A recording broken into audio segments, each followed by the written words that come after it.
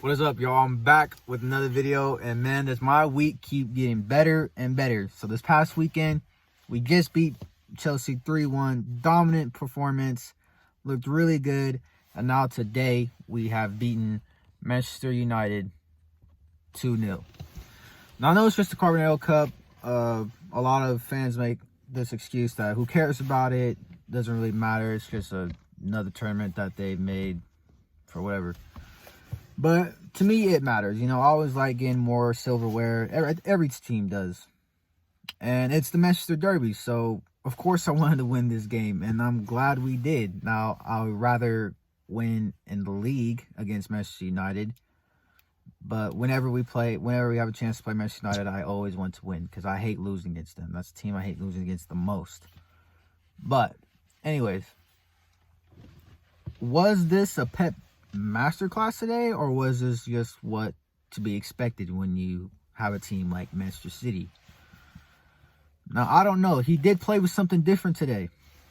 So, he played with the 3-5-2. He has used this before, and it worked, but he played it against a team which I thought we should have been more attacking instead of, I don't know, just play our usual game.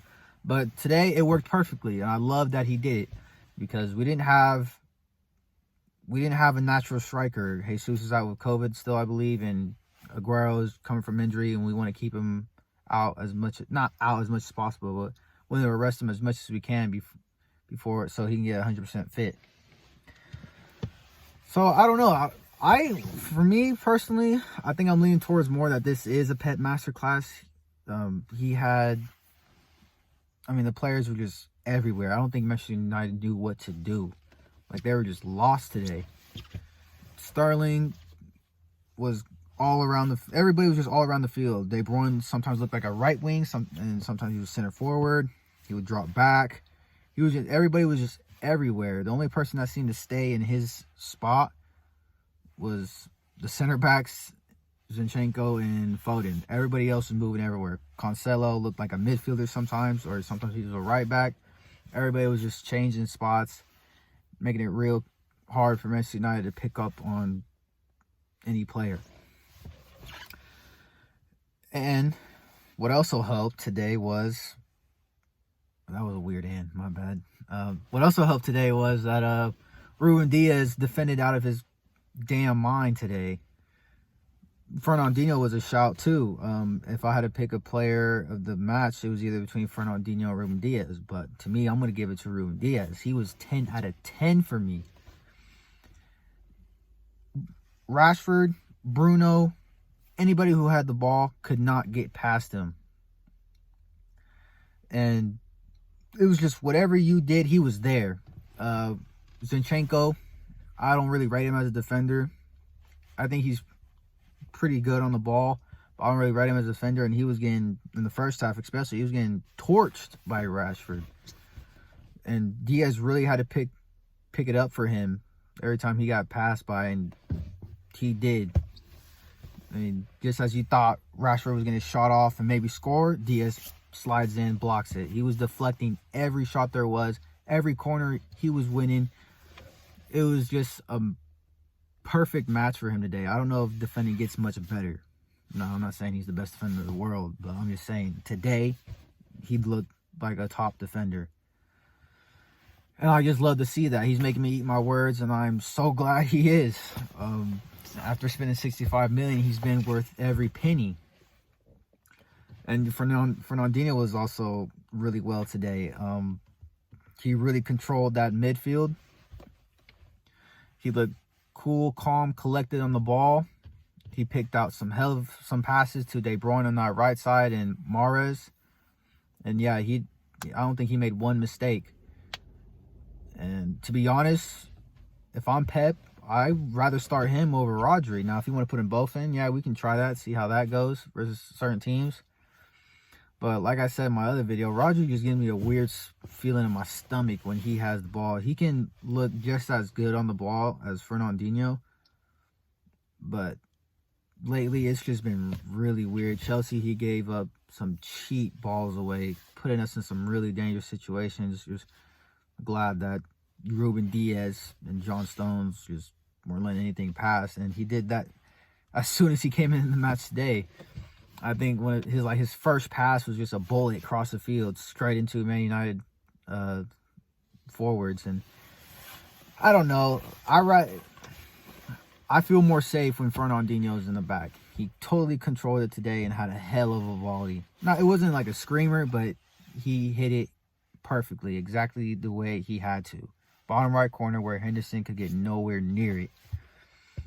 So yeah, I'm feeling really good today. You know, every time we beat Manchester United, I don't think anything can happen that will ruin my day after that. I'm going to be happy for the next week till the next fixture, which is Oxford, so I won't even care unless we lose.